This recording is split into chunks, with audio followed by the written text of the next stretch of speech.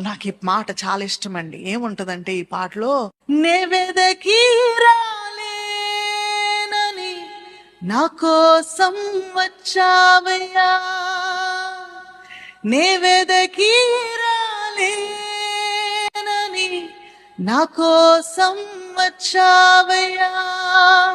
హల్లెలూయా. మనం వెదకి ఆయన దగ్గరికి వెళ్ళలేము. It's impossible. ఆలోచన చేయండి. అంధకారంలో ఉన్నవానికి ఏం తెలుస్తుంది ఏటీఎం ఉన్నాయో? అంధకారంలో ఉన్నవానికి వెలుగంటే ఎలా తెలుస్తుంది? ఎట్టి పరిస్థితుల్లో కూడా నీవు నేను పరిశుద్ధుడైన దేవుని యొద్దకు, నీతిమంతుడైన దేవుని యొద్దకు, దహించు అగ్ని అయిన దేవుని యొద్దకు ఎలా వెళతాము? It is impossible.